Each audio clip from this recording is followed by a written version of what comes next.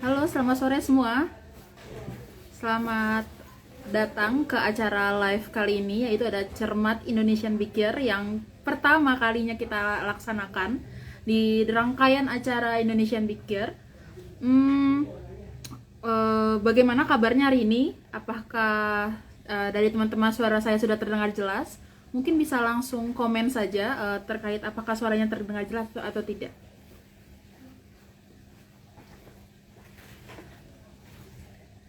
Terdengar jelas gak? Terus teman-teman ini dari mana aja nih guys? Dari mana saja?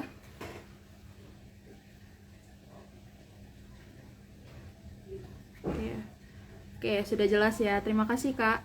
Oke, kali ini nih kita akan akan melaksanakan kegiatan cermat atau disebutnya sebenarnya cerita pengamat.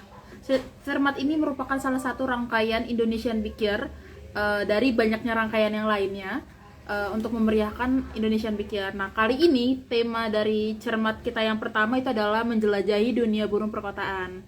Nah, kita akan undang dari beberapa narasumber yang sudah kita tampilkan di poster, yaitu ada Mas Panji, ada Mas Kaisan, dan juga ada Mas Adi. Mungkin kita cek dulu ya apakah dari teman-teman moderator sudah, dari teman-teman narasumber. Oke.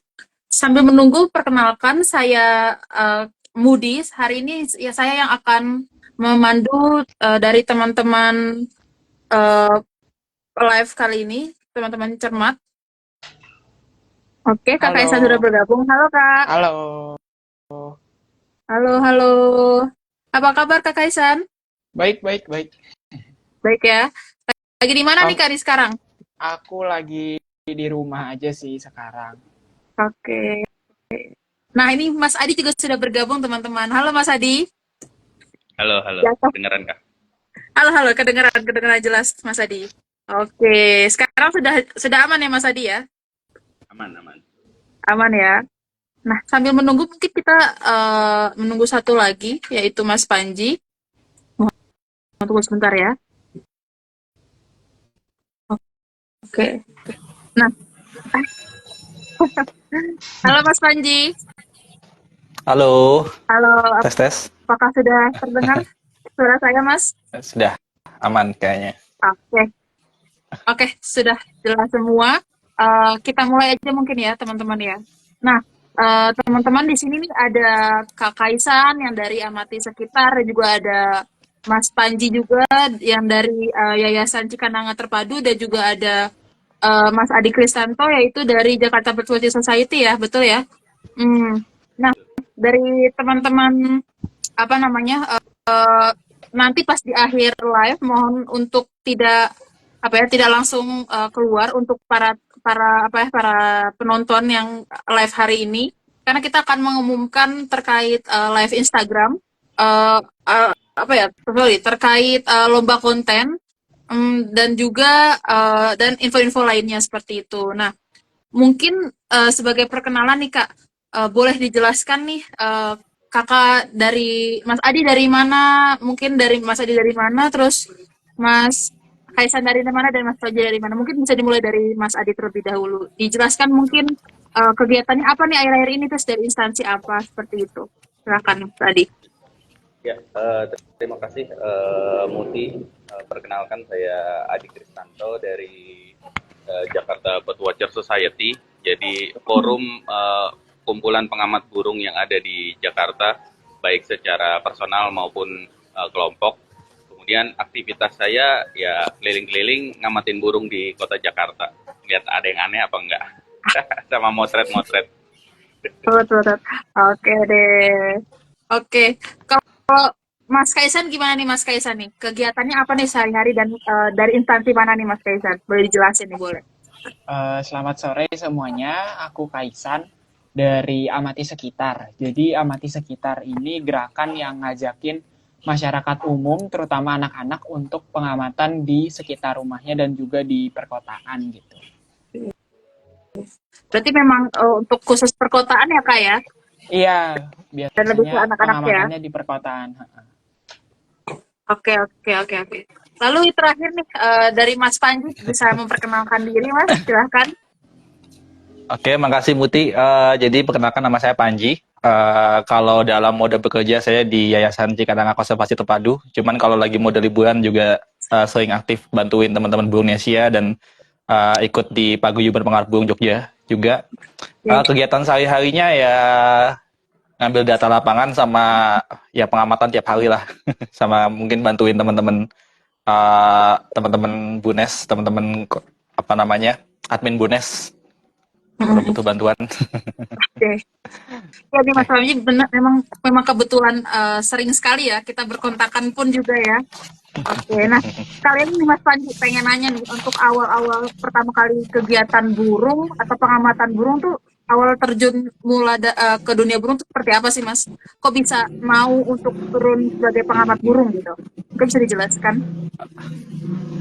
Jadi emang awalnya saya lumayan seneng sama satwa ya dari kecil ya, suka nonton dokumenter. Terus pas SMA pindah ke Jogja dan kebetulan ketemu sama teman-teman dari Paguyuban Pengamat Burung Jogja. Terus ya itu zaman SMA masih kecil, masih unyu-unyu, diajakin pengamatan kemana-mana.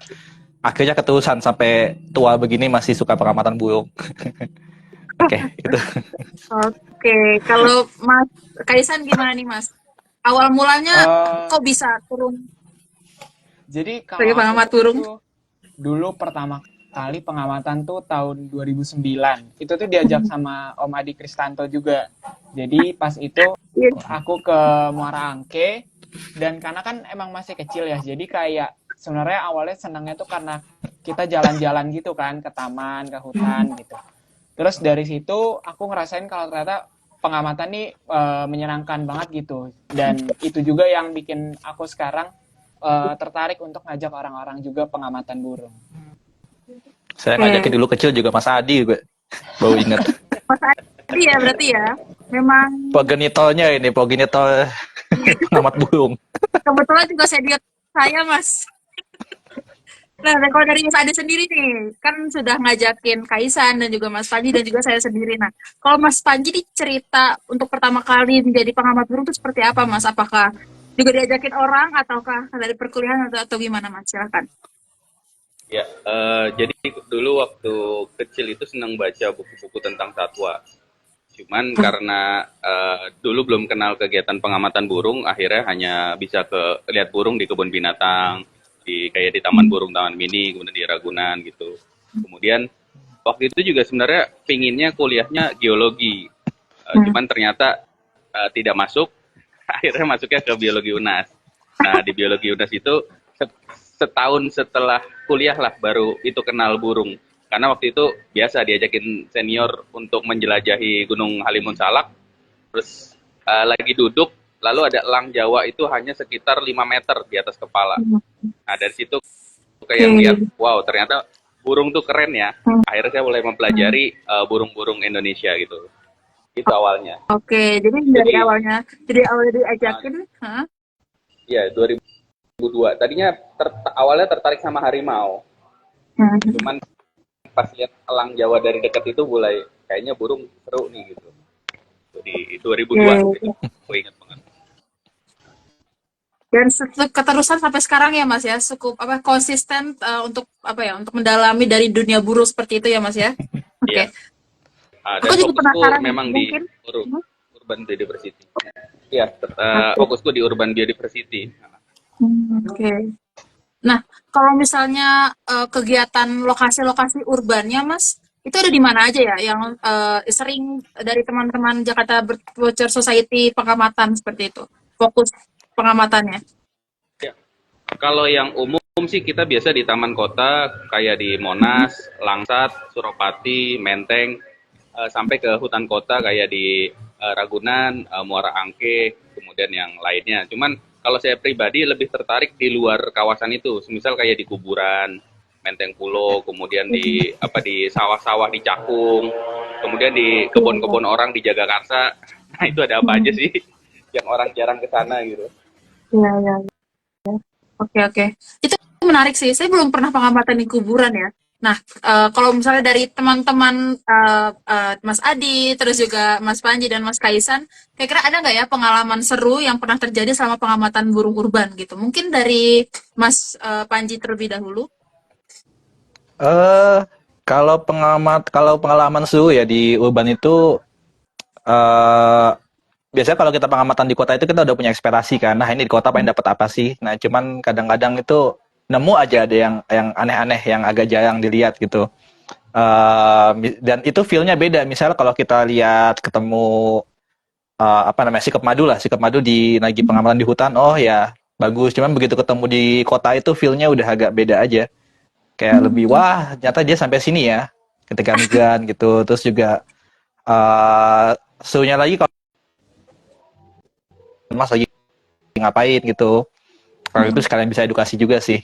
Eh kalau saya lagi pengamatan burung, kalau kalau di hutan mungkin jarang ya ketemu orang yang bisa tertarik. Cuman kalau lagi di taman kota gitu ada aja orang yang nanya dan itu bisa jadi jalan masuk buat ya itu menghasilkan pengamat burung baru. Ya itu kalau dari saya. Ya ya. Itu namanya apa ya? Sugesti tipis-tipis ya Mas ya. Edukasi tipis-tipis juga ya. Siapa tahu mereka tertarik dan seperti yang tadi kayak Mas Adi juga ngajak Kaisan dan sampai sekarang seperti itu ya. Oke. Oke. Mungkin kalau dari pengalaman dari Kaisan gimana nih kalau untuk pengamatan seru selama pengamatan di urban? Kalau pengamatan yang seru sih kalau aku kan di urban ini biasanya tuh di sekitar rumah gitu ya. Jadi maksudnya kita bisa pengamatannya tuh secara konsisten gitu kan. Pernah satu waktu tuh aku ketemu sarang takur rumput-rumput di dekat rumah. Nah, itu tuh seru soalnya aku bisa ngamatin si burung itu setiap hari gitu. Jadi dari mulai dia bikin sarang, habis itu akhirnya udah ada anaknya gitu, sampai akhirnya anaknya juga udah keluar dari sarang itu gitu. Jadi kita bisa lebih sering gitu pengamatannya kalau di daerah urban. Kalau Mas Ade sendiri, kira-kira ada gak nih cerita menarik selain dari tadi pengamatan di kuburan ya Mas ya dan lain-lain? Gimana Mas?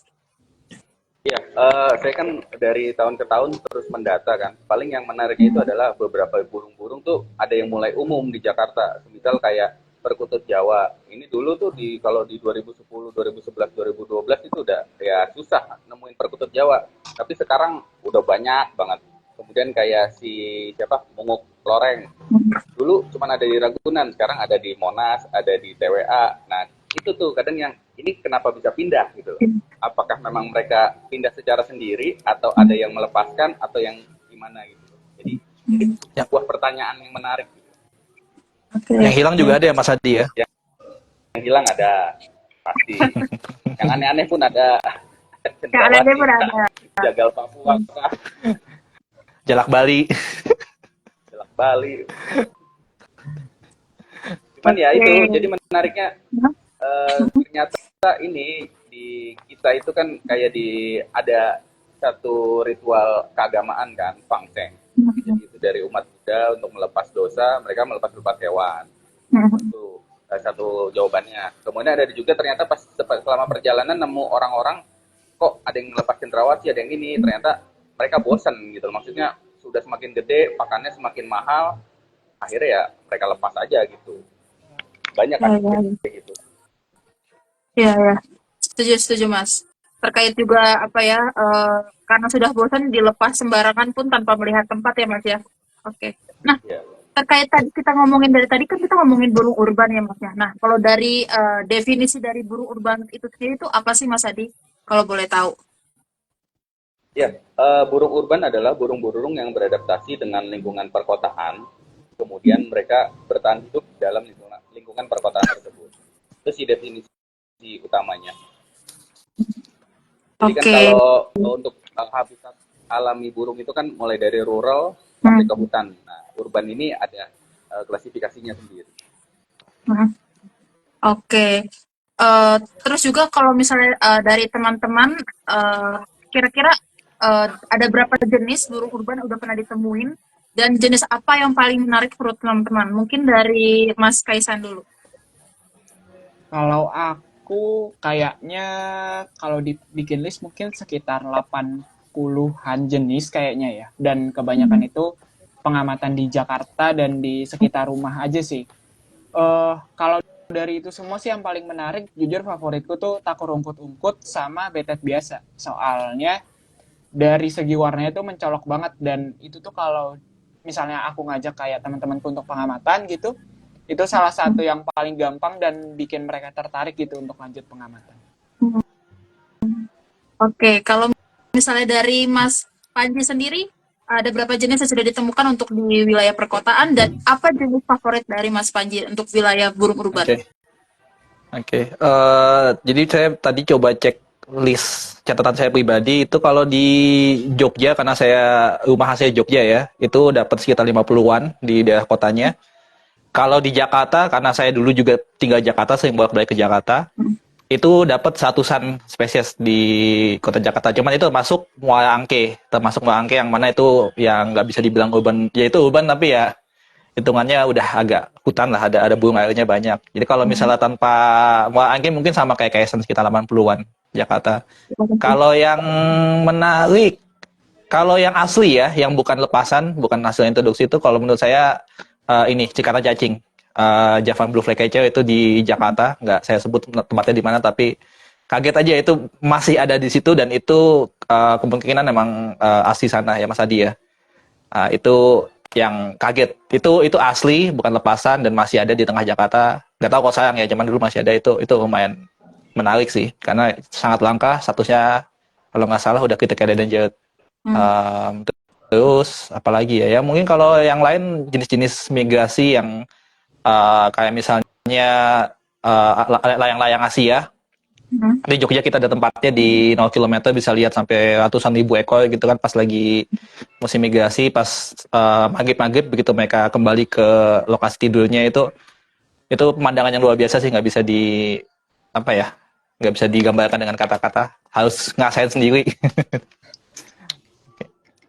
Ya, itu dari saya. Oke, terima kasih. Menarik. Dan cukup banyak ternyata ya. Kalau misalnya dari Mas Adi sendiri, ada berapa jenis burung urban yang sudah ditemukan selama pengamatan dari 2002 ya, sampai sekarang, dan juga ada gak jenis favorit? Jenis burung favorit. Ya. Kalau di Jakarta sendiri saya sudah sekitar 200-an jenis ya burung yang saya amatin. Kemudian kalau tambah kota-kota lain mungkin ya kayak Makassar, Bandung, Medan, lain-lainnya mungkin ya sekitar 300 atau 400. Cuman kalau yang menarik di Jakarta itu sebenarnya ini ada 2 jenis.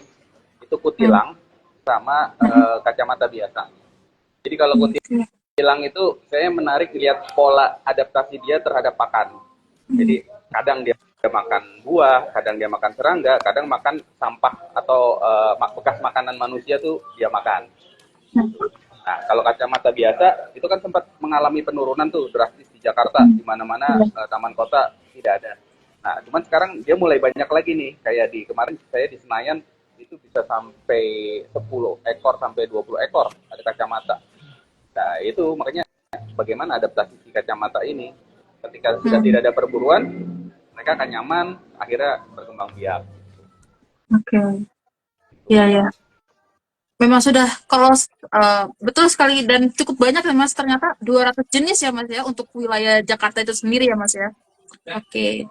Nah, mungkin dari teman-teman mungkin belum ada yang tahu nih gimana sih kalau pengamatan burung urban itu apa alat yang harus disiapkan saat pengamatan. Terus kalau mau mulainya itu dari mana? Mungkin Mas Kaisan bisa menjawab dari pertanyaan teman-teman tersebut.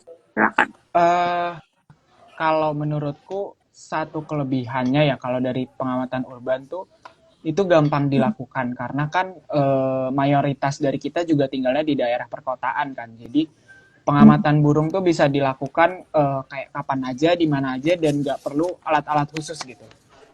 Berkali-kali kalau aku ketemu kayak teman-temanku gitu yang baru pengamatan, aku tekenin banget kayak yang penting tuh pengamatannya dulu aja gitu. Jadi nggak perlu bawa bino atau alat dulu, yang penting kayak excited untuk pengamatannya gitu. Apalagi sekarang kan kita udah kayak punya HP, terus punya kayak ada aplikasi Burung Indonesia gitu. Kita jadi bisa pengamatan tuh sambil bawa HP aja gitu, udah cukup gitu. Dan mungkin kalau mau ngelatih konsistennya gitu, bisa pengamatannya dari mulai di sekitar rumah sih. Oke, berarti yang penting semangat untuk pengamatannya dulu ya Kak ya. Untuk alat-alatnya mungkin bisa sambil dicicil atau mungkin bisa minjem temen ya. Iya. Tapi sekiranya kira-kira alat yang digunakan untuk pengamatan apa aja sih Kak? Mungkin dari teman-teman yang nonton nih belum ada yang pernah nih dan mungkin pengen coba apa ya? Coba gitu istilahnya. Mungkin Kalau bisa begitu. coba binokular, habis itu Mhm. kamera. Kalau kamera tuh biasanya lebih gampang soalnya habis itu kita bisa kayak ngelihat lagi gitu burungnya secara lebih jelas kan. Terus juga buku catatan sama mungkin field guide ya untuk pengamatan. Oke, oke. Dan yang ini binokular ya Kak ya? Kalau nggak binokular, kamera ataupun ya catatan-catatan ya Kak ya? Mhm. Heeh. Oke. Dan mungkin kalau kayak belum punya alatnya bisa kayak gabung di JBW juga gitu. Jadi Hmm. sambil minjem aja gitu punya yang lain. Hmm. Nah, tadi disebutkan JBW. JBW itu apa sih Kak? Mungkin dari teman-teman ada yang mau menjelaskan nih terkait JBW dan apa itu kegiatannya ngapain sih? Silakan mungkin Mas Adi. Iya. Ya, jadi JPW itu singkat kependekan dari Jakarta Bird Walk. Jadi tiap sebulan sekali kita di JBS itu mengadakan pengamatan burung di ruang terbuka hijau Jakarta. Nah, jadi di sana kita ngundang semua komunitas baik perorangan maupun kelompok yang ada di kampus untuk ayo kita sama-sama kita sharing. Terus ya yang mau belajar mau mulai belajar bisa gabung di situ, nanti bisa pinjam bino ke teman-teman yang punya. Nah, seperti itu. Rencananya untuk di bulan Juli ini pun kita di tanggal 27 Juli nanti di Ragunan rencananya, kebun binatang Ragunan. Oke. Kebetulan di Nah, Jogja juga, kebetulan Jogja namanya juga sama tuh, Jogja Bird Walk, JBW. dapat vlog juga Ini ya, di JBW Jogja, juga ya. iya di Ada Jogja dua nih juga ada ternyata JBW ya. juga. Sama Jogja Bird Itu Walk, bulanan juga ya. janjian dulu Tinggal di itu. Makanya berdasarkan domisil ya.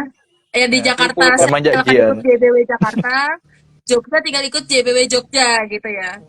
Makanya Oke. dulu ada di kota-kota besar tuh ada simpul kayak di Bandung dulu kan sama teman-teman Bikon, kemudian di Surabaya anak burung, cuman ya sampai sekarang yang bertahan hanya Jakarta dan Jogja, yang lainnya udah hilang. Sama-sama J kan. Oke. Oke. Nah, ini ada yang nanya nih Kak di kolom komentar. Kalau metodenya enakan apa Kak? Nah, ini mungkin sekalian juga nih terkait ada gak sih tips trik untuk pengamatan burung-burung di sekitar rumah ataupun kira-kira metode apa sih yang enak digunakan gitu dalam pengamatan burung urban? Mungkin dari Mas Panji bisa dijelaskan? Oke, sebenarnya kalau namanya pengamatan burung ya, beda dengan kalau pengamatan burung sebagai hobi itu beda dengan yang ilmiah. Jadi teman-teman nggak usah pikir terlalu banyak soal metode, lakuin aja. Yang penting konsisten, kayak gitu. Jadi enaknya pengamatan burung urban itu kita bisa lakukan kapan aja. Misalnya lagi perjalanan balik dari kantor gitu kan, itu bisa lihat burung apa sekitar kita. Atau sambil ngopi di teras rumah ketemu apa gitu bisa dicatat juga. Cuman memang apa ya? Ya itu kalau saya sih nggak ada metode spesifik. Kalau memang lebih enak kalau dari kawasan yang kalau mau dapat jenis banyak lebih enak di kawasan taman kota yang habitatnya mendukung. Cuman kalau pengamatannya cuma di situ-situ aja mungkin nanti data dari kawasan perumahan gitu-gitu bakal minim. Nah, jadi kalau dari saya sih lakukan di mana aja, kapan saja, yang penting konsisten. Karena nanti ada penjelasannya lah kenapa harus konsisten. Oke. Terus untuk apa ya Mas?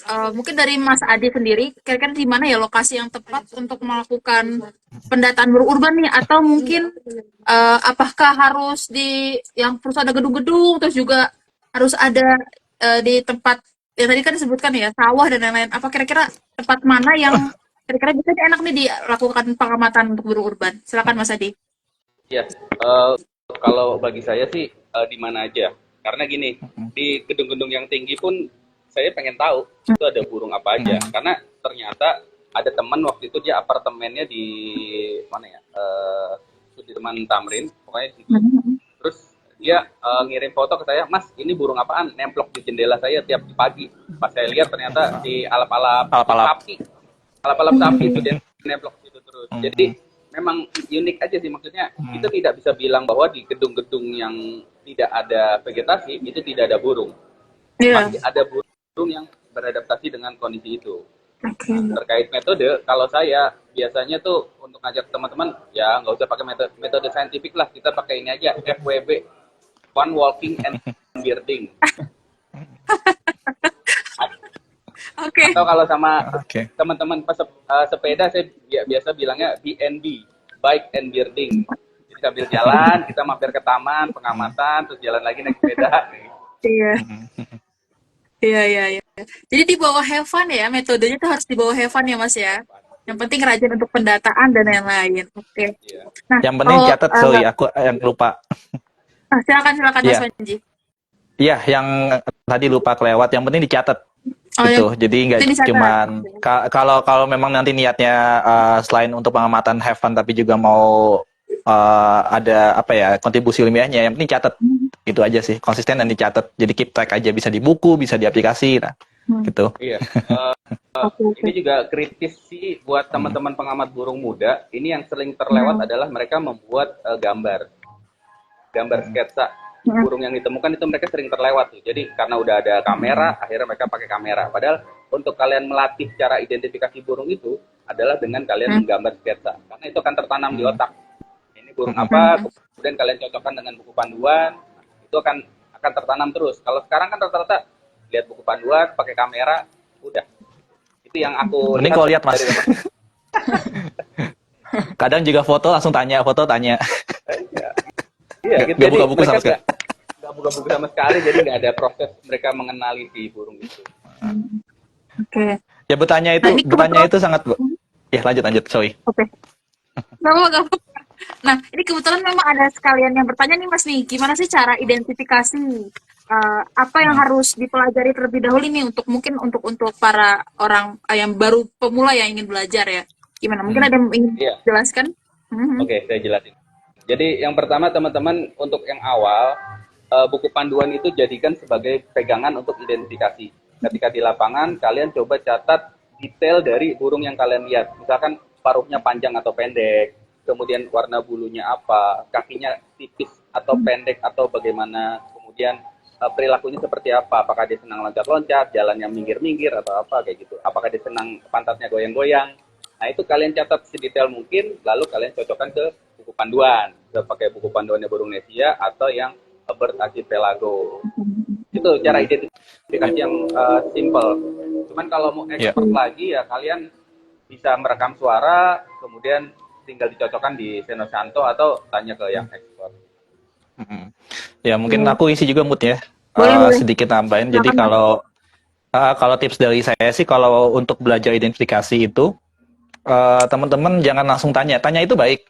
Jadi bertanya itu sangat baik. Kita senang banget kok kalau misalnya ada yang tanya identifikasi. Cuman coba deh sekali-sekali coba dicek dulu tadi seperti kata Mas Adi, digambar dulu, abis itu dicek di buku atau di aplikasi. Banyak kan sekarang sumbernya nggak harus beli gitu, di aplikasi Bunes juga bisa ada foto-fotonya.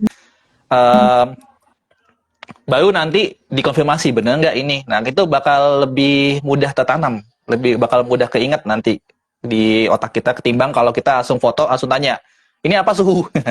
Itu akhirnya bakal jadi besoknya ketemu lagi lupa lagi itu burung apa. Nah kalau misalnya udah dicoba dicari dulu, itu nanti prosesnya bakal tertanam di otak, lama-lama udah langsung ingat aja gitu, burung lewat aja udah langsung tahu, oh ini sih burung ini tadi gitu ya. Jadi bertanya silakan, tapi dicoba dulu sendiri gitu. Oke. Kita bisa cari trial and error-nya ya Kak ya, kalau misalnya memang salah udah dicari, lalu kita tanya ke yang sudah lebih senior seperti itu. Nah ini kan dari dari Mas Adi dan juga Mas Panji ya. Nah untuk dari amati sekitar, yaitu Mas Kaisan, kira-kira kan para pengamati itu kebanyakan anak-anak ya. Nah kira-kira metode apa sih yang digunakan, atau ada nggak sih tips trik untuk menarik para pengamat junior seperti itu? Nah jadi tadi kan kita udah bahas ya kayak tentang cara identifikasinya gitu.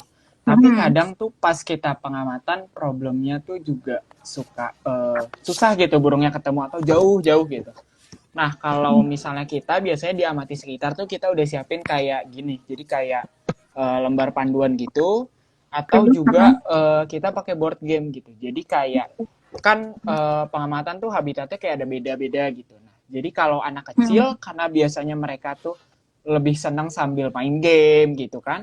Jadi kalau dengan board game ini biasanya mereka jadi lebih gampang gitu untuk kayak kenal dengan burungnya. Habis itu setelah udah senang tuh baru mulai kayak belajar untuk identifikasinya gitu. Nah, untuk identifikasinya juga biasanya kita ajarinnya itu yang paling penting kayak bisa bedain warnanya, habis itu ukurannya dulu gitu sama polanya. Jadi kayak misalnya ukurannya kalau dia susah deskripsinya berapa senti, mungkin bandingin sama burung-burung yang emang umum ketemu gitu, kayak kutilang, gereja. Jadi misalnya ketemu burung A, oh burung ini lebih kecil dari kutilang atau lebih gede dari gereja gitu. Jadi sebenarnya kita utamain kayak ngelatih kemampuan deskripsi dari anak-anaknya ini gitu. Jadi setelah itu, walaupun mereka nggak tahu namanya, tapi at least mereka tuh tahu burung-burungnya tuh ciri-ciri khususnya kayak gimana gitu. Oke. Jadi banyak cara metode yang menarik ya Kak. Selain untuk orang dewasa kan memang bisa langsung dijelaskan ya. Tapi kalau untuk anak-anak harus lebih lebih spesifik lagi, lebih bermain dengan warna dan bentuk dan lain-lain untuk lebih Iya. Oke. Oke. Nah, ingin tanya nih dari teman Mas Panji, Mas Adi dan juga Mas Kaisan sendiri, kira-kira setelah pengamatan burung, biasanya melakukan pencatatan itu di mana sih? Apakah cuma di buku saja ataukah harus dimasukkan ke mana, ke laptop dan lain-lain? Gimana kalau untuk pengolahan dari penyimpanan data tersebut? Mungkin dari Mas Kaisan terlebih dahulu. Silakan. Kalau aku tuh ada 2 catatan. Catatan pertama itu yang live list, itu yang catatan semua burung yang udah ditemuin. Itu biasanya aku rekapnya pakai Excel. Nah, kalau yang pengamatan, yang kedua tuh biasanya untuk setiap kali pergi ke pengamatan gitu. Jadi setiap trip itu kalau sekarang karena ada burung Nesia juga, jadi aku biasanya pakai burung Nesia gitu untuk nyatet si burung-burung ini. Tapi kadang juga aku kalau misalnya lagi di luar dan gak ada sinyal gitu, aku nyatet juga kayak di catatan di notes gitu, di notebook, kayak apa namanya, listnya apa aja, terus di mana pengamatannya, sama siapa aja, cuacanya gimana, dan kadang juga beberapa kali aku sketsa. Oke. Nah, kalau untuk Mas Adi sendiri gimana Mas? Penulisan catatannya Mas? Ya, kalau aku biasa di notebook, jadi catatan coret-coretan semua data raw itu ada di situ. Kemudian aku pindahkan untuk list burungnya ke Excel karena aku emang ngumpulin list burung. Terus ada beberapa catatan menarik atau tempatnya menarik itu aku share di Burung Nesia dan juga di eBird. Oke. Kalau Mas Panji gimana nih?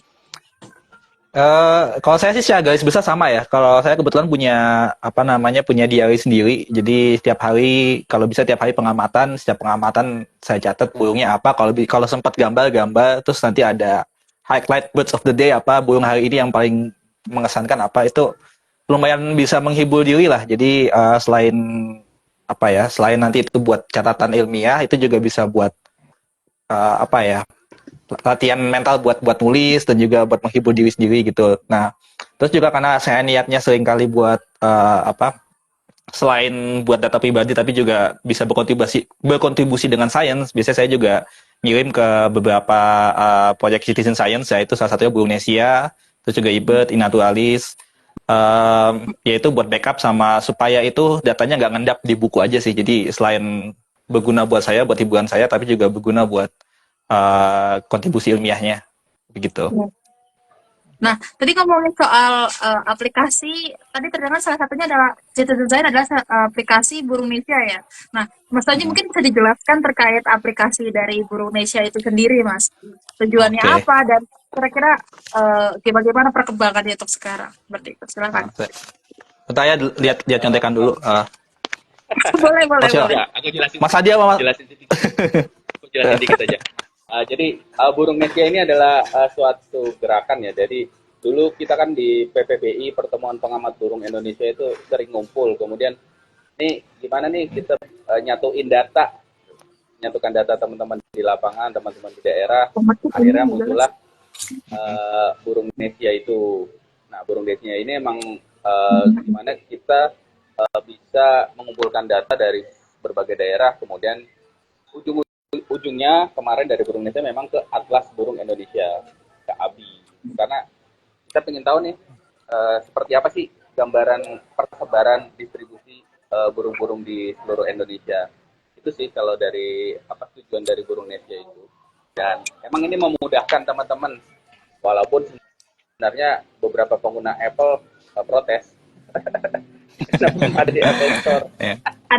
Ya. Android only. Jadi ya masuk ya Mut ya. Jadi aplikasi ini contekannya udah ada. Jadi aplikasi Bunes itu adalah untuk saat ini memang aplikasi Android aja yang tadi tujuannya seperti kata Mas Adi itu membantu teman-teman untuk mengelola dan mengumpulkan catatan lapangan. Itu tujuan untuk teman-temannya. Terus juga catatan lapangan ini nanti dikumpulkan supaya nanti bisa jadi data yang lebih yang bisa digunakan untuk kepentingan konservasi dan ilmiah. Begitu. Jadi mungkin kalau misalnya teman-teman mungkin tiap hari pengamati misal di daerah perkotaan ya, terus mengamati dapatnya cuman kutilang, burung gereja, walet linci, takul kutungkut gitu, kadang mungkin dapat kerbau, mungkin kelihatannya itu data yang nggak signifikan ya, cuma dapat itu doang. Cuman kalau misalnya teman-teman mencatat dan mengirim mengumpulkannya dalam rentang waktu misal setahun gitu kan, itu bisa jadi data signifikan. Apalagi kalau ada orang-orang se-Indonesia yang menggunakan satu aplikasi ini misalnya ya, mengirimkan datanya dari masing-masing lokasi selama 1 tahun, itu datanya bakal jadi jauh lebih signifikan. Jadi salah satu tujuannya ini kita mengumpulkan data supaya data yang kelihatan remeh-temeh itu bisa menjadi sesuatu yang signifikan dan bisa digunakan untuk kepentingan konservasi dan ilmiah. Begitu. Oke, Mas. Nah, mungkin Mas Panji mungkin bisa dijelaskan lagi ya Mas ya terkait gimana sih cara kita mendaftarkan diri nih. Saya tertarik untuk menjadi pengguna Burung Indonesia, apa yang harus saya lakukan? Terus gimana sih cara memasukkan data perjumpaan burung teman-teman di aplikasi Burung Indonesia? Seperti itu. Ya. Jadi yang pertama adalah membeli HP Android kalau belum punya. Oke. Itu wajib. Yang kedua adalah mendownload aplikasi Burung Indonesia. Jadi itu ada di Play Store, tinggal download aja. Abis itu bisa kalau yang belum punya akun bisa daftar. Nah, kebetulan karena di Burung Indonesia ini datanya namanya data burung kan agak sensitif ya, ada beberapa jenis yang mungkin agak sensitif. Jadi dari Burung Indonesia ada sistem filter khusus untuk pengguna yang bisa daftar supaya datanya tuh nggak karena selain bisa submit kita juga bisa lihat persebaran burung. Nah itu supaya data itu ada sistem filtrasinya. Jadi teman-teman langsung daftar aja, nanti ada formnya. Nanti bisa dikirimkan email konfirmasi dari admin. Itu silakan diisi aja. Itu bukan berarti admin nggak mempercayai teman-teman, cuman ya itu bagian dari keamanan aja lah, supaya tujuannya tercapai bahwa ini untuk konservasi burung, nggak disalahgunakan begitu. Diisi aja. Kalau misalnya nanti admin menolak, silakan dikirim lagi sampai admin menerima. Tapi ya intinya gitu, begitu sudah dapat akun, teman-teman bisa langsung ke halaman buat checklist saya, dan itu bisa langsung submit checklist di situ. Tinggal diisi aja, di situ nanti ada beberapa keterangan yang harus diisi seperti tanggal pengamatan, jam pengamatan, terus juga ada checklist lengkap atau tidak lengkap, itu nanti ada di FAQ-nya, bisa dilihat. Intinya adalah teman-teman tinggal masukin aja setiap kali pengamatan burung-burung yang dijumpai di situ, dan nanti langsung di-submit, bisa langsung masuk ke database-nya Burung Indonesia. Yang paling yang perlu diperhatikan adalah koordinat lokasi pengamatannya sama jam pengamatannya juga, karena itu nanti berpengaruh sama datanya ketika digunakan buat kepentingan ilmiah gitu. Nah, tadi disebutkan kalau misalnya ada data checklist lengkap dan data checklist tidak lengkap, itu apa sih Mas Panji kalau boleh tahu? Ya, jadi kalau checklist di Indonesia ada salah satunya itu ada checklist lengkap dan tidak lengkap. Jadi di atasnya kalau nggak salah juga ada pengamatannya insidentil atau direncanakan. Nah ini salah satunya sebenarnya itu untuk tujuan ilmiahnya, karena ketika data ini diolah, misalnya untuk menentukan keanekaragaman burung di satu wilayah atau mungkin kemelimpahan burung di satu wilayah, itu kita butuh konfirmasi bahwa teman-teman itu benar-benar mengamati saat itu juga, dan juga mengirimkan semua jenis burung yang diamati, nggak ada yang disembunyikan gitu ya. Jadi misalnya kalau misal teman-teman pengamatan di kota ya, pulang dari kantor itu misalnya, terus mengamati burung. Nah, kalau misal teman-teman dalam perjalanan itu benar-benar emang niat fokus mengamati burung, itu bisa diisi checklist lengkap dan pengamatan terencana. Jadi terencana itu bukan berarti harus direncanakan dari besok-besok. Ini besok aku harus pengamatan, enggak. Tapi yang penting teman-teman niat utamanya adalah pengamatan burung.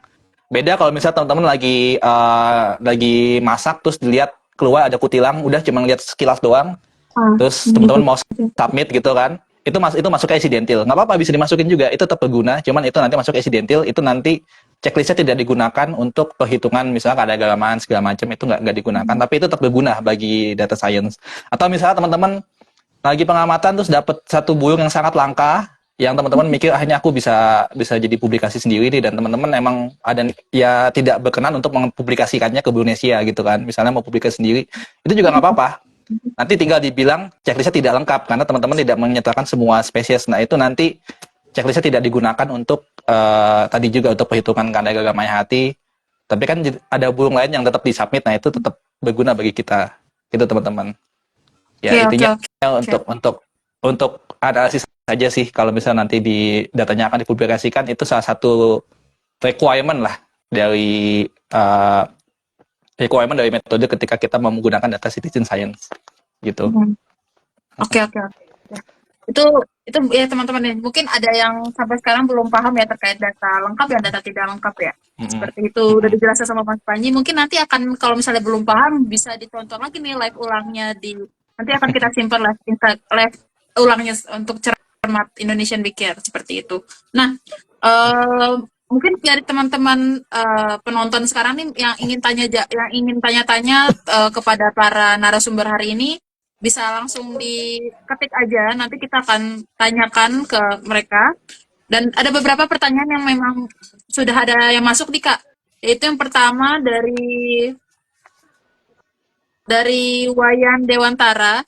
Di Jakarta Selatan banyak danau atau situs seperti di kampus ISTN. Nah, bagaimana pengamatannya pengamatannya itu bisa dimulai seperti itu? Mungkin tadi sudah dijelaskan lagi ya, tapi bisa dijawab lagi Kak. Mungkin dari Mas Adi ataupun Mas Panji karena Mas Kaisan lagi keluar seperti itu. Iya, langsung aja. Jadi dari danau itu paling nggak coba pagi-pagi jam 6 atau setengah 7, kemudian nongkrong di situ. Kalian lihat burung apa di situ? Kalian catat, kemudian kalaupun ada suara-suara burung, itu kalian rekam aja di handphone, nanti tinggal dikoordinasi dengan pengamat burung. Untuk di Jakarta bisa hubungin burung _Jakarta. Jadi untuk biar nanya-nanya soal suara-suara burung atau identifikasi burung. Jadi langsung aja mulai. Jadi pagi-pagi datang ke danau itu, ngamatin, catat, identifikasi. Oke. Nah, terkait tadi ngomongin terkait soal pertanyaan tentang suara burung ya Kak ya. Nah ini ada yang nanya nih Kak dari Adinda Azmi, yaitu Kak gimana sih tips dan trik cara untuk menghafal suara burung? Mungkin dari Mas Panji atau Mas Kaisan bisa menjawab. Oke. Jadi kalau suara burung itu sebenarnya sama dengan kalau kita mengidentifikasi burung ya, itu ada prosesnya. Jadi bukan berarti kita kalau dari saya sendiri pribadi ada dua cara ya, cara cepat dan cara menyenangkan. Kalau cara cepat itu saya gunakan kalau misalnya emang lagi ke satu wilayah khusus, dapat tugas buat survei itu ya, itu semalaman saya begadang dengerin suara burung sambil nebak-nebak. Itu bukan cara yang menyenangkan. Kalau cara menyenangkan adalah ya tadi kata Mas Adi, kalau teman-teman ke pengamatan, direkam aja suaranya, nanti habis itu coba dibandingkan dengan rekaman yang ada di database kayak di Senokanto atau di Macau Library. Nanti kalau misalnya udah ketemu, oh ini burung aku dengar ini, besoknya ke tempat yang sama itu paling nggak teman-teman udah bisa tahu, oh ini kemarin aku dengar suara kutilang, suaranya seperti ini. Nah itu berproses pelan-pelan gitu, jadi nggak cuma sekali mendengarkan langsung tahu, tapi nanti pelan-pelan mengenali satu persatu. Ada hafalin suara kutilang dulu, besok oh ini aku dengar suara aneh nih, kutuk apa itu, coba kita cari, oh takut ungkut. Nah, lama-lama bakal hafal semua kok. Ya itu. Yang jelas kalau misalnya suara itu yang perlu diperhatikan adalah Yang perlu diperhatikan itu adalah Jadi ada beberapa hal, satu tempo, seberapa cepat jarak antar satu nada dengan nada lain, terus juga apa namanya polanya, apakah dia meninggi, menurun, atau dia apa namanya naik turun gitu. Terus juga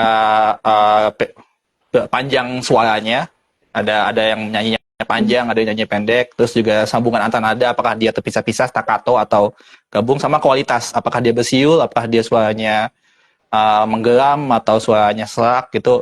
Itu yang perlu diperhatikan. Nanti itu bisa membantu teman-teman buat mengidentifikasi suara gitu. Oke. Nah, itu juga menjawab pertanyaan dari Michelle Watlaf yang terkait kalau suara bisa dihafal atau enggak, itu sudah dijawab ya dari untuk apa ya oleh Mas Panji dan juga Mas Adi. Nah, kalau untuk dari amati sekitarnya, dari teman-teman amati sekitar juga belajar terkait suara nggak sih untuk anak-anak seperti itu?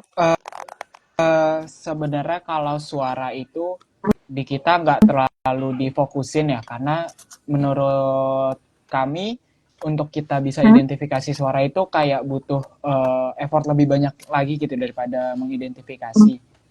Tapi biasanya kita pakai suara itu untuk kayak ngenalin kalau misalnya di daerah sini banyak burungnya, misalnya pagi-pagi banyak suara burung di daerah dekat danau gitu. Jadi berarti di situ banyak burungnya. Jadi kita cuman pakai suara itu sebagai salah satu tanda-tanda adanya keberadaan burung gitu di sekitar. Iya, ya. Karena memang untuk anak-anak juga lebih simpel ya Kak ya, karena memang belum sedalam itu. Saya sebagai orang dewasa pun juga belum paham betul terkait suara burung jenis apa dan lain-lain. Oke, terima kasih guys. Nah, untuk ada pertanyaan lagi nih dari Joko Ageng. Nah, tips biar nggak ditanya aneh-aneh sama orang. Di Sumeneb banyak burung perairan di perumahan dan perkampungan, tapi mau masuk kampungnya sungkan. Nah, mungkin dari teman-teman pengalaman dari Mas Adi, Mas Panji ataupun Mas Kaisan nih, untuk biar nggak ditanyain aneh-aneh sama orang, gimana? Silahkan. Ya, kalau di Jakarta sih yang pertama harus siap KTP. Karena kalau kayak beberapa ada kawasan militer itu pasti ditanya-tanya tuh ngapain. Cuman ya kita terbuka aja, bilang Pak kita mengamatin burung di sini, mendata. Kalaupun nggak diizinkan ya udah, nggak usah maksa, kita keluar aja. Gitu. Terus kalau ke masyarakat juga kita ngeluarin bino pasti juga disamperin, ngapain Mas ini, ya kita jelasin aja, ini kita sedang ngamatin burung, kita tunjukin buku panduannya, ini nih loh Pak, kita lagi gini. Awalnya memang mungkin mereka agak strength atau itu, cuman ketika kita udah bawa buku, buka buku, akhirnya terjadi diskusi, oh ternyata di rumah saya ada ini loh Mas, ada ini loh gitu. Jadi ya kita terbuka aja, jadi kita mau ngapain di satu daerah, ya kita kalau ada yang kita kenal kita sowan, kalau enggak ya nanya-nanya aja di warung, kalau pengamatan di sini boleh atau enggak, oh silakan Pak gitu. Jadi dari Kebetulan awal yang kita udah nonton, terbuka. kebetulan yang nonton ada yang pengalaman nih ya di Supusap. Di Supusap gara-gara pengamatan ya nih. Siapa tahu ya. Itu push up. Di Supusap Menarik. gara-gara pengamatan di gudang senjata. Oh Kalau iya. dari saya sih sama sih kayak Mas Adi, yang penting kita keluar nuwun gitu ya. Jadi memang itu tantangan pengamatan burung di kawasan urban. Gak cuma di kawasan urban sih, di semua lokasi juga.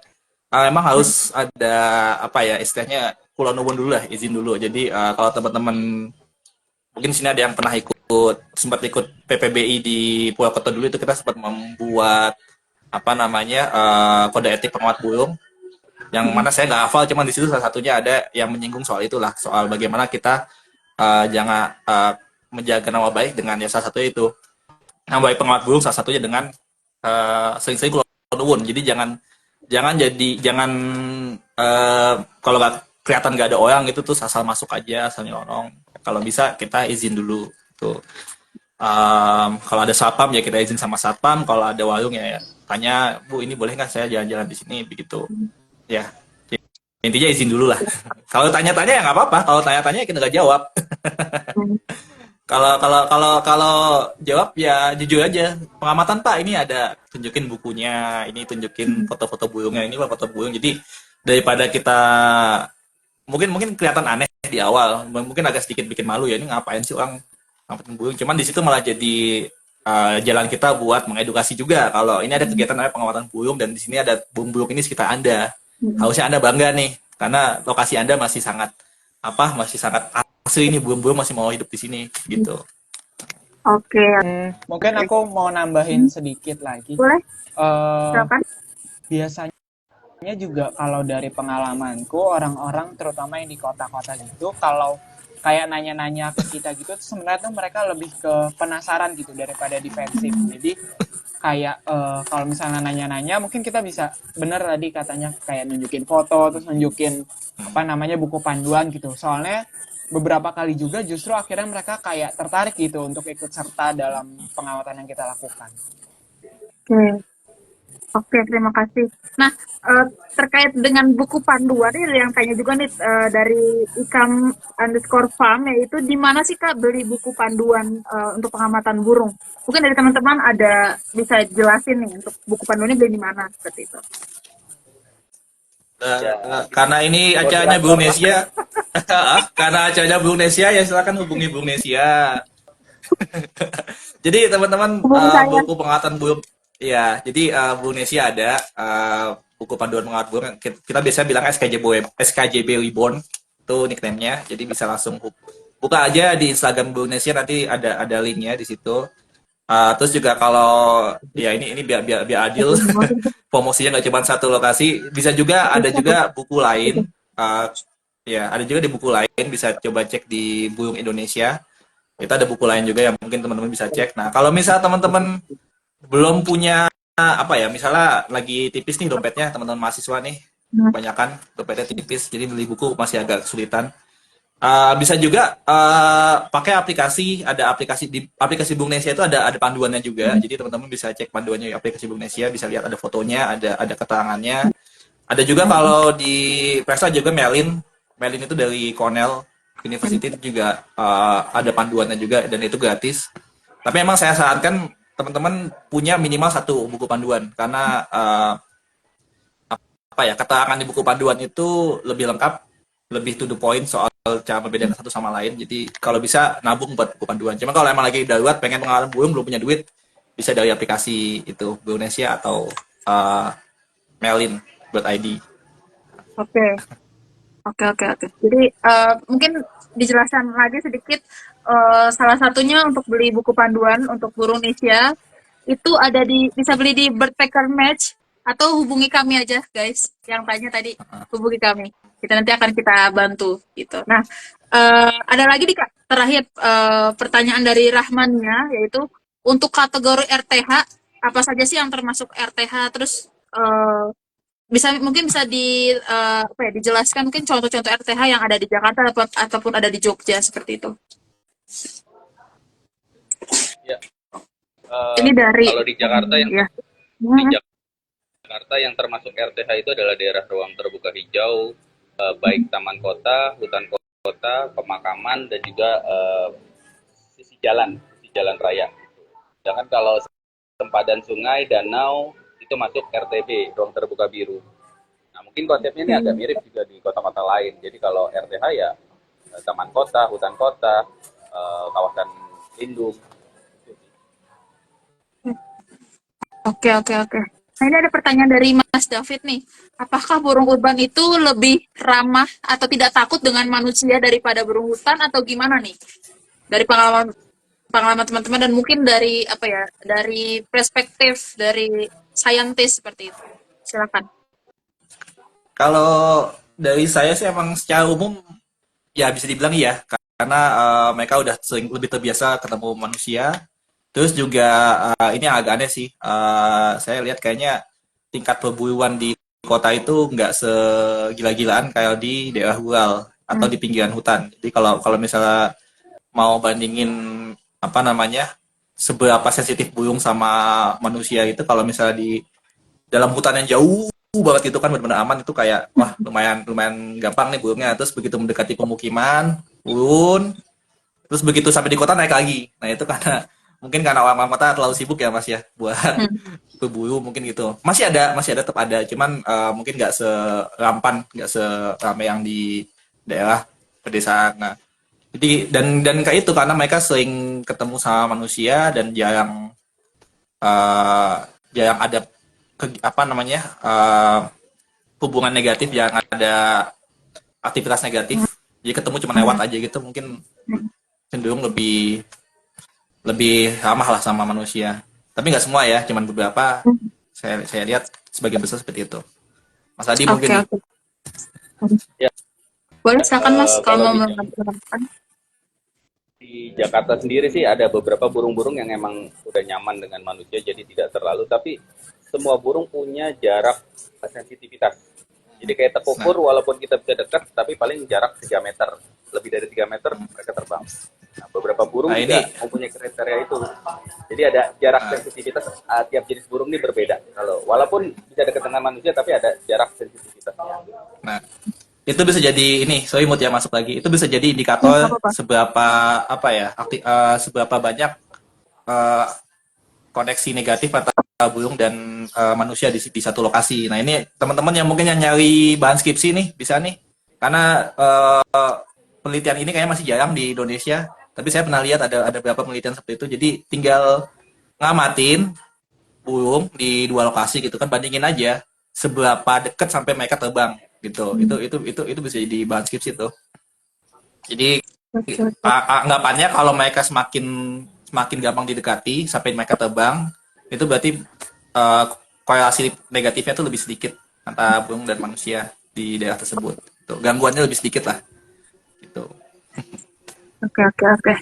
Oke, menarik. Nah, mungkin kalau dari Mas Kesan sendiri ada yang ingin menambahkan atau sudah cukup Eh, terkait yang tadi? udah sih, udah cukup. Sudah cukup ya. Nah, Udah. mungkin pertanyaan terakhir nih, pesan bagi para pengamat burung yang baru dan juga masyarakat umum nih untuk ikut serta dalam kegiatan konservasi burung, salah satunya di kegiatan Indonesian Pikir dan mungkin pengamatan burung urban mungkin dari Mas Kaisan terlebih dahulu. Oke. Kalau dari aku sih, yang paling penting pengamatan burung tuh nggak cuma di hutan aja. Jadi dari banyak yang aku temuin, orang-orang kadang suka ada mindsetnya tuh masih pengamatan burung tuh di hutan doang. Padahal pengamatan burung tuh bisa dilakuin di mana aja, kapan aja, dan tanpa alat apapun gitu. Yang penting konsisten tadi itu. Jadi jangan sampai kita nggak jadi pengamatan cuman gara-gara eh, kita nggak sempat untuk ke hutan gitu. Jadi pengamatan bisa di mana aja. Oke, oke, closing statement yang bagus. Mungkin dari Mas Adi dulu terkait pesan untuk para pengamat burung yang baru dan masyarakat umum. Ya, untuk teman-teman pengamat burung, ayo segera kumpulkan. Kalau dulu kita di buku McKinnon itu saling menceklis, sudah lihat berapa jenis burung yang kita lihat, jadi saling berlomba. Jadi mulailah untuk mengenali berbagai jenis burung dan amati, kemudian kalian kumpulkan datanya. Sedangkan kalau untuk masyarakat sekitar, ayo jangan ragu kenalin saudara. Aku bilangnya sih saudara jauh karena mereka ini juga mempunyai fungsinya di perkotaan maupun di alam. Jadi aku anggap ini ya, ini teman ataupun saudara gitu burung-burung ini. Jadi jangan, kalau kita nggak kenal, kita kan nggak peduli ya. Dan kalau kita kenal ini jenis apa, fungsinya apa, maka kita akan peduli dan akan ikut melestarikannya. Gitu, Mas. Oke, terima kasih Mas Adi. Nah, mungkin untuk dari dari Mas Panji sendiri, ada gak pesan untuk para pengamat burung yang baru? Oke, aku sama sih kayak Kesan. Jadi mungkin coba untuk meluruskan anggapan bahwa pengamatan burung itu harus di hutan, harus di lokasi habitat yang pristine gitu ya.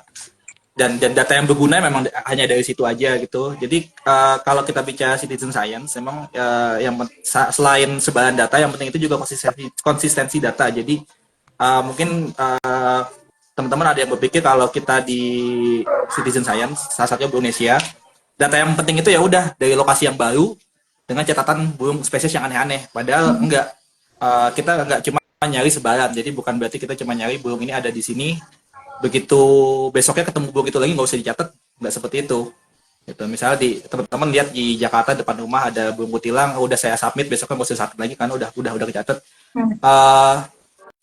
Tapi ada juga selain sebaran, kita juga mau cari kemelimpahan. Ada banyak data yang bisa kita capai, yang itu hanya bisa kita dapatkan kalau kita punya data series yang berkepanjangan. Jadi nggak cuma satu kali pengamatan udah gitu. Jadi kalau teman-teman, saran saya ya itu konsisten, pengamatan di mana aja, kapan aja. Kalau bisa setiap hari bikin checklist. Sempetin 5 menit aja lah, 5 menit, 10 menit bikin checklist. Itu checklist lengkap ya. Jadi yang benar-benar 10 menit sambil makan siang gitu misalnya nyari ada burung apa aja di sekitar. Itu kalau teman-teman konsisten itu bisa sama bergunanya, datanya itu sama bergunanya dengan kalau teman-teman terbang jauh ke misalnya ke suatu pulau terpencil terus dapetin satu spesies yang endemik jarang langka gitu, itu bisa sama bergunanya begitu. Jadi saran saya itu terus mencatat, jangan malas mencatat, terus mengamati seberapa kecil data yang kita pikirkan itu kalau udah digabung dengan data lain itu bakal jadi jauh lebih bisa menjadi sesuatu yang sangat berguna bagi konservasi burung. Itu dari saya. Oke. Oke, terima kasih untuk Mas Panji, Mas Adi, dan juga Mas Kaisa. Nah, menarik sekali ya diskusi kita pada sore hari ini mengenai burung urban dengan segala informasi mengenai bagaimana nih cara pengamatan yang baik, pendataan, dan juga dengan penggunaan aplikasi Burungnesia yang dapat digunakan oleh masyarakat umum. Nah, untuk teman-teman yang ada di room live Instagram, jangan keluar dulu karena habis ini kita bakal ada pengumuman terkait lomba konten seru-seruan. Mungkin dijelaskan sedikit. Nah, jadi lomba konten keseru-seruan ini dalam salah satu di kegiatan Indonesian Bikir, kita mengadakan lomba konten seru-seruan, entah kontennya bisa berdasarkan edukasi atau kegiatan aktivitas pengamatan dan juga mungkin konten lucu-lucuan dan seru-seruan seperti itu. Nah, teman-teman bisa cari di postingannya, di posternya di postingan Burungnesia untuk terkait lomba tersebut atau di scan aja langsung dari dari post tersebut untuk informasi lebih lanjut seperti itu. Nah, mungkin Mas Adi juga, Mas Panji dan juga Mas Kesa bisa ikutan nih untuk lomba konten seru-seruan dan kita akan memilih pemenang 5 pemenang setiap bulannya berdasarkan likes terbanyak dan mungkin likes terbanyak dan juga berdasarkan juri di onsite seperti itu. Let's go guys. Nah, bincang-bincang kita bersama Mas Adi, Mas Panji, dan Mas Kaisang ini sudah selesai teman-teman. Terima kasih ya Mas Panji, Mas Kaisang, dan Mas Adi untuk sore hari ini di acara Cermat Indonesia Bikir mengenai pengamatan burung urban seperti itu. Terima kasih juga sudah berbagi cerita dan meluangkan waktunya bersama kita, dan terima kasih juga kepada para orniwan dan orniwati yang sudah menonton Cermat Indonesian Bikir sore hari ini.